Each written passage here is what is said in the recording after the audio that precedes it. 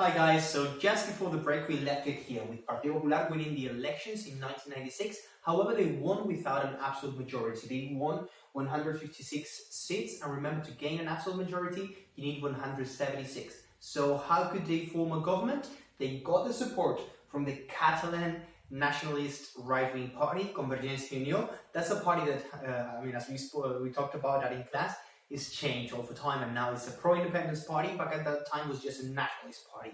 But it's actually interesting to see the part of history how Partido Popular and that people that were in Partido Popular 20 years before that, they would have never thought of pacting with a nationalist party. But at this time, politics makes everything possible eventually. So let me tell you a little bit about José María Aznar leadership. He was a very different personality compared to Felipe González.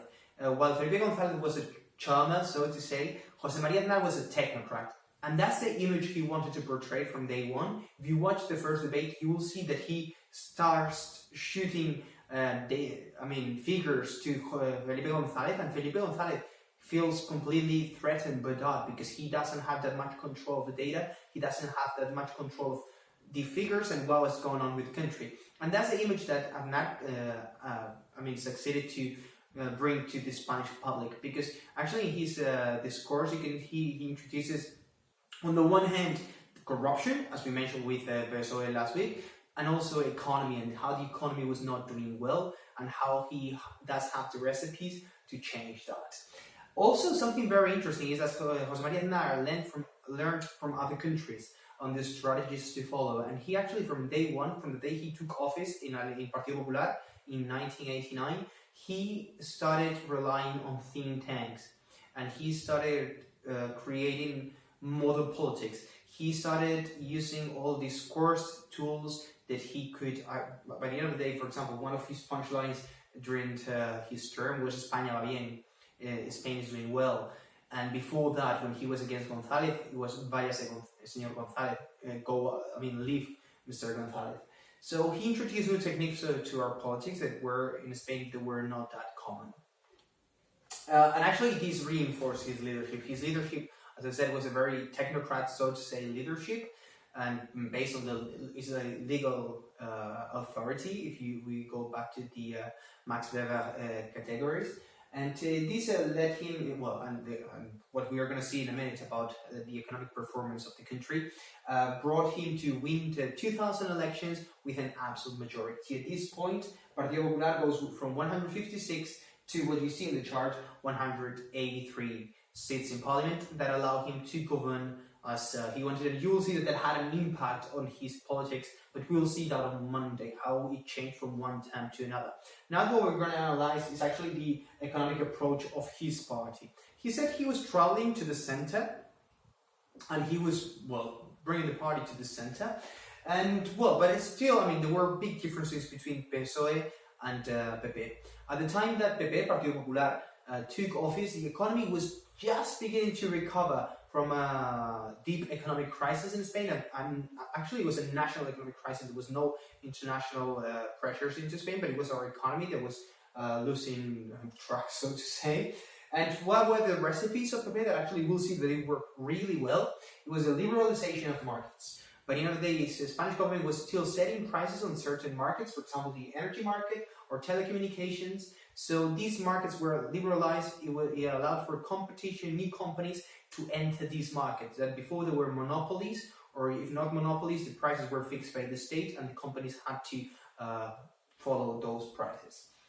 Another thing he did was actually, and this was part of the Maastricht criteria, Spain to join following Maastricht Treaty, and then later to adopt the euro, we had some economic requirements, and one of them was public deficit. Public deficit in Spain was massive. If we had not even at some point during the crisis, the 2008 economic crisis, we did.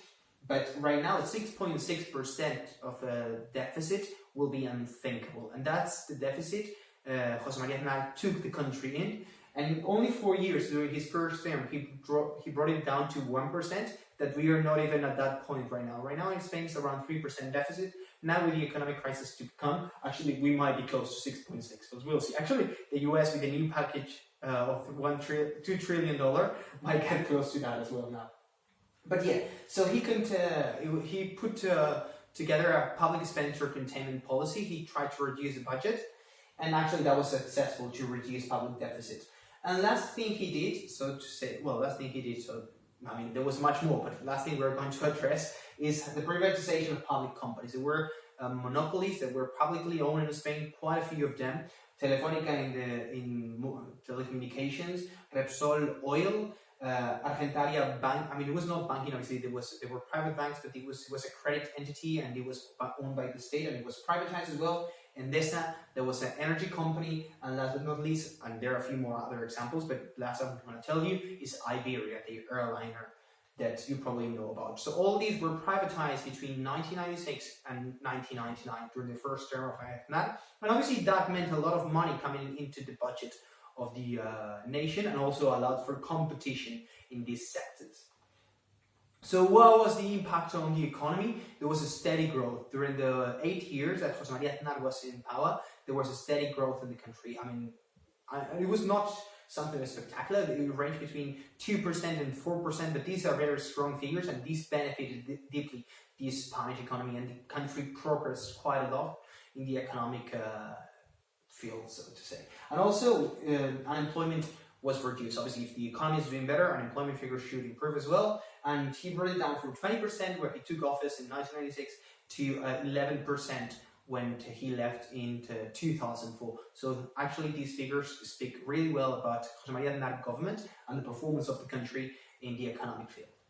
So this was about it for today. I'll see you on Monday. We're going to keep talking about the right-wing government of Partido Popular, but we're going to talk about different issues as foreign policy, for example. So have a nice weekend. I'll see you on Monday. Bye.